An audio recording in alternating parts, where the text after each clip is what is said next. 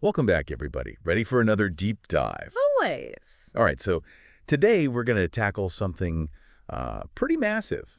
We're talking technology. Yeah.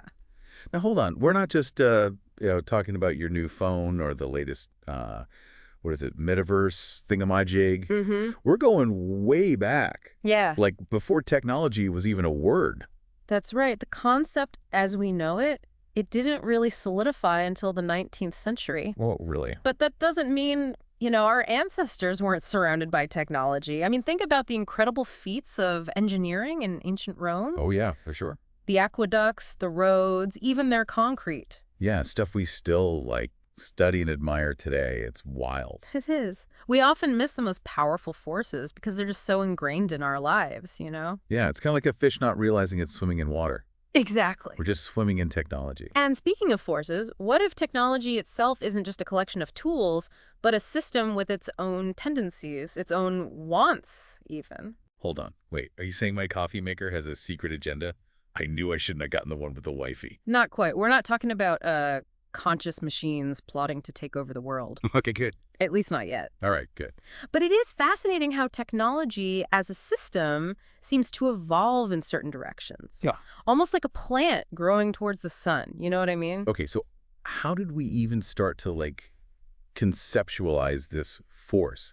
Did someone just have a light bulb moment and shout, hey, this whole technology thing, it's a system? Well, it wasn't quite that dramatic, but you're on the right track. A German professor, his name was Johann Beckmann, he actually gets credit for giving this force a name back in 1802. Oh, wow, okay. He called it technology. So up until then, we were just surrounded by all this incredible tech, but didn't have a word for it.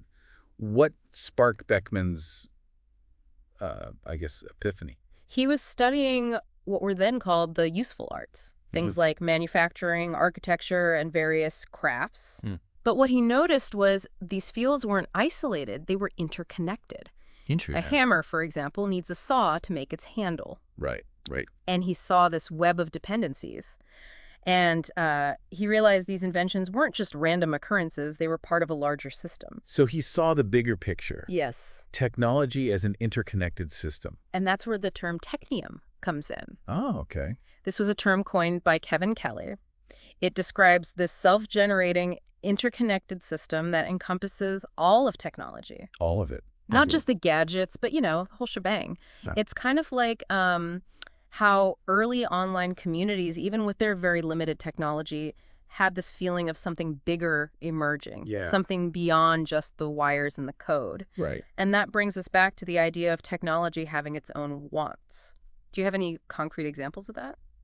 Yeah, because it still feels a bit abstract to me. I'm not going to lie. Sure. Think about the PR2 robot. Yep. It's programmed to find a power outlet and plug itself in when its battery gets low. So it's like a Roomba, but instead of cleaning, it's on a desperate quest for an outlet. That's both hilarious and kind of unsettling. Right.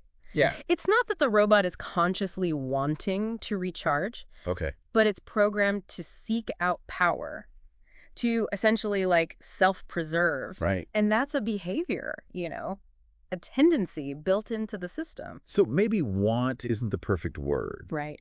but it does make you think about the inherent drives within technology. It's Yeah. like even without a mind of its own, it's still pushing towards certain goals. Exactly. It's about recognizing that systems, even technological ones, have their own tendencies, their own ways of behaving. Interesting. It might not be conscious, but it's definitely more than just passive tools at our disposal. Okay, so we've got technology potentially having its own wants and Yeah. evolving in this almost organic way. Right. Where do we go from here? That's a great question and a perfect place to pick up next time. So this idea that technology has its own internal logic, its own momentum, it raises a really interesting question. If we're not fully in control, Right. where is this whole technium thing headed? Yeah, if it's not just us choosing what to invent, but about the system itself pushing in certain directions, Yeah. what does that mean for the future? Are we just along for the ride? That's the million-dollar question. And while we can't predict the future with certainty, Of course not. we can look for patterns, for tendencies that might give us some clues. Okay, yeah. And one trend that really stands out is towards increasing complexity. Okay. Think about computers. They've gone from, these room-sized behemoths to devices that we carry in our pockets with processing power that dwarfs anything imaginable just a few decades ago. And it's not just computers, right? Yeah. It feels like everything is getting more complex, from the way we communicate to the way we travel to even the food we eat.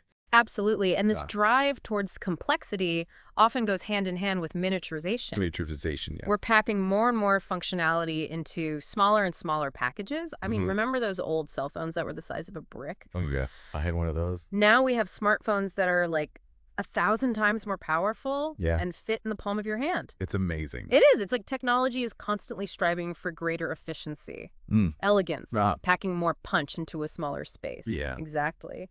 And this drive for efficiency also shows up in the way that technology uses energy and resources. Oh, interesting. We're seeing this shift towards more sustainable technologies like solar power and electric vehicles as the technium, in a sense, seeks to optimize its own impact on the environment.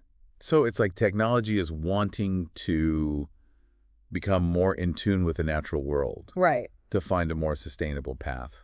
In a way, yes. Now, technology still has a long way to go in terms of sustainability, Sure. but the trend is definitely there.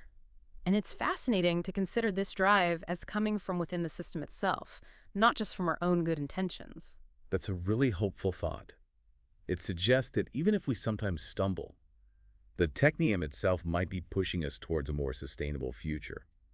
But let's be real, there are potential downsides to all of this too, right? What about things like job displacement as automation increases, or the erosion of privacy with all the data that's being collected? Those are valid concerns, and we can't just sweep them under the rug. But I think it's important to remember that technology itself is neutral. It's a tool, and like any tool, it can be used for good or for bad. It all comes down to the choices we make, the values we prioritize, and the safeguards we put in place.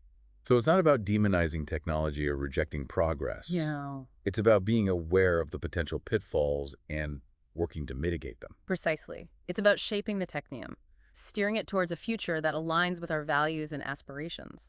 This whole conversation has been incredibly thought-provoking. It's really made me rethink my own relationship with technology. And it makes you wonder, if we're talking about technology evolving in this way, what about the ultimate evolution? Artificial intelligence. Is the technium heading towards a point where machines become truly intelligent? That's the big question, isn't it? And Yeah. one that has captivated thinkers for decades. While we don't have a definitive answer, Right. it's certainly something that we need to consider. The idea of machines becoming as smart as, or even smarter than humans, it's both exciting and a little terrifying, to be honest. I understand that. What are the implications of that for us, Yeah. for the future of humanity? It raises a whole host of profound questions about consciousness, ethics, and even the very definition of what it means to be human. If machines achieve true intelligence, what rights would they have? How would we coexist with them? These are questions we need to grapple with now, not wait until it's too late. It feels like we're venturing into uncharted territory here, and it's a bit dizzying, to be honest. Are we really in control of this whole technium thing, or is it something that's going to take on a life of its own? That's a question that's going to become increasingly pressing as technology continues to evolve. And I don't think anyone has a definitive answer. But by understanding the tendencies and trajectories of the technium, by recognizing that it's not just a random collection of inventions, but a system with its own logic, we can at least start to prepare ourselves for the possibilities, Right. both the amazing and the potentially daunting. It feels like we've gone from, 0 to 60 in this deep dive. Yeah. From nameless ancient tech to self-plugging robots to the potential rise of AI. It's enough to make your head spin, but in a good way. It is. That's the journey of exploring the technium for you, That's full of good. surprises. But here's where I think it gets really hopeful. Remember, technology is ultimately an extension of us, of the human mind and our collective creativity. So even if the technium develops its own tendencies, its wants, those are still rooted in our desires, our aspirations. So it's not some, alien force imposing itself on us. Right. We're still in this together, shaping each other. Exactly. And that means we have both a responsibility and an amazing opportunity to guide the technium towards a future that benefits all of humanity. I love that perspective. It's not about fearing technology. It's about embracing it with awareness and intention. We need to make sure it serves our values, not the other way around. And remember, technology is constantly evolving. Yeah. What might seem impossible today could be commonplace tomorrow. So we need to stay curious, keep asking questions, and keep pushing the boundaries of what's possible. We have the power to shape this future. So to wrap up our deep dive today, we've gone from ancient aqueducts to robots to mind-blowing possibilities on the horizon. Where does this all leave us? What's the big takeaway you hope listeners walk away with? For me, it comes down to this. Technology is a force to be reckoned with, but it's not some unstoppable monster. It's a reflection of our own creativity and ingenuity, and its future is ultimately in our hands. That's incredibly empowering. Yeah. We're not just passengers on this ride. We're the drivers, the architects, the creators. Exactly.